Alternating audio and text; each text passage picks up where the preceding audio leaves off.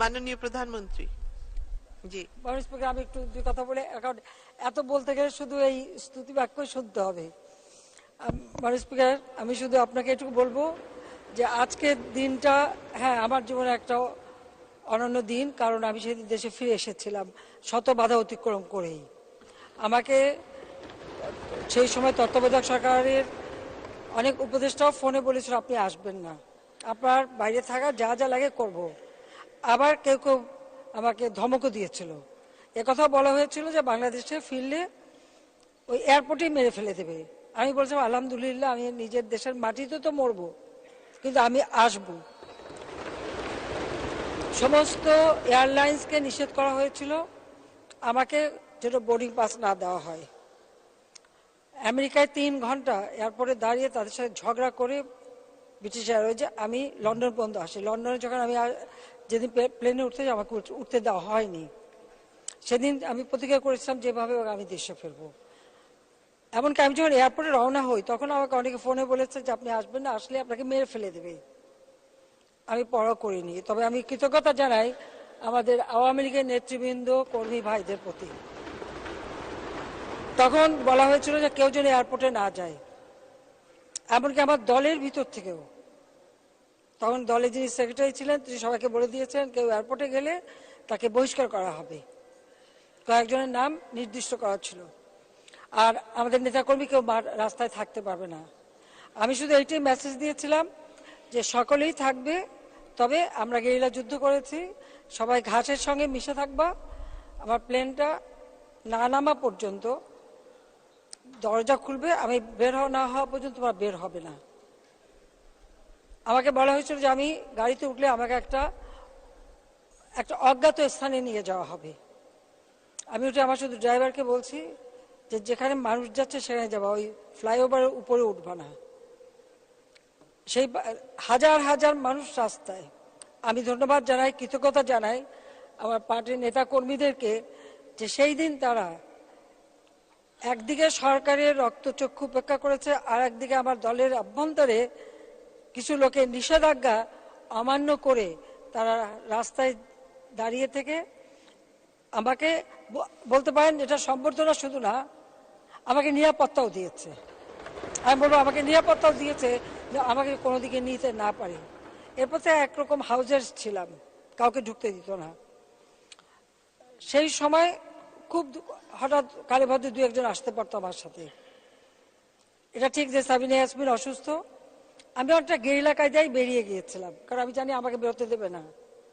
তো আমি সেই পুলিশের চোখ এড়িয়ে আমি সোজা হাসপাতালে চলে যাই। তখন আমি কতগুলি কথা বলেছিলাম, কারণ সেই সময় দেশ চালাচ্ছে কে সেটাই আমার প্রশ্ন ছিল।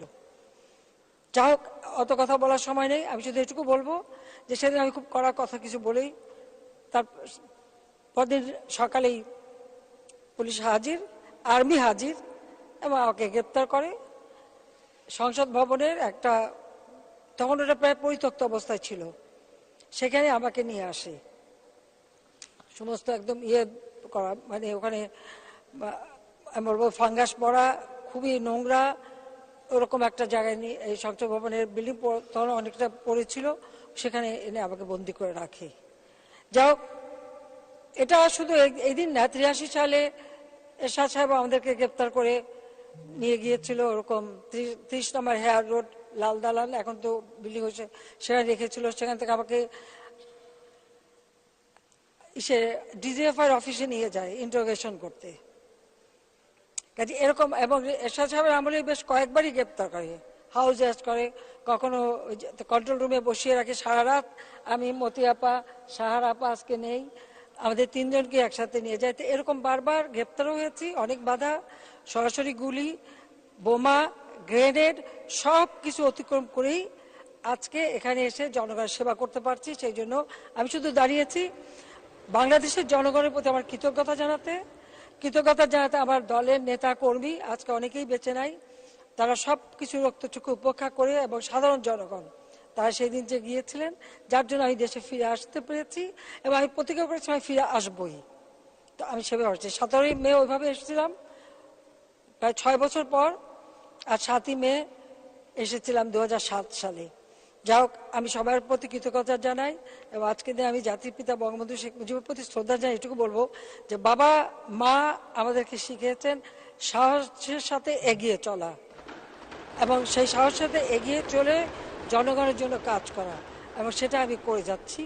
এবং এর জন্য আমার দেশবাসীর প্রতি আমার কৃতজ্ঞতা জানাতে আমি উঠেছি, যে আমি আমার দেশের মানুষের প্রতি আমার কৃতজ্ঞতা জানাই যে আমার আর কিছুই ছিল না, বাবা মা ভাই সব হারিয়ে একমাত্র দেশের মানুষই আমার একমাত্র শক্তি এবং প্রেরণা। আমি সেই শক্তি নিয়েই এগিয়ে যাচ্ছি এবং বাংলাদেশ এগিয়ে যাচ্ছে, বাংলাদেশ এগিয়ে যাবে, এটাই আমার কথা। বাংলাদেশ এগিয়ে যাবে, বাংলাদেশকে জাতির পিতার স্বপ্নে বাংলাদেশ করব। আজকে দিয়ে সেই কথা বলি। আর সবচেয়ে বড় কথা, আমি যখন বন্দী ছিলাম, আমার ছোট বোন রেহানা, সে রাজনীতি করে না, সামনে নেই, কিন্তু সে অসাধ্য সাধন করতে পারে। প্রত্যেকটা জেলা উপজেলা সকল নেতা কর্মী সকলের সঙ্গে যোগাযোগ রেখেছে এবং সে ওই লন্ডনে বসেই সে কাজ করেছে। কাজে তার জন্য আমার দোয়া। তো সবাইকে ধন্যবাদ। জয় বাংলা, জয় বঙ্গবন্ধু, বাংলাদেশ চিরজীবী হোক। বিকাশে কম খরচে ক্যাশ আউটের লিমিট বেড়ে 50,000, প্রিয় এজেন্টও 2টা।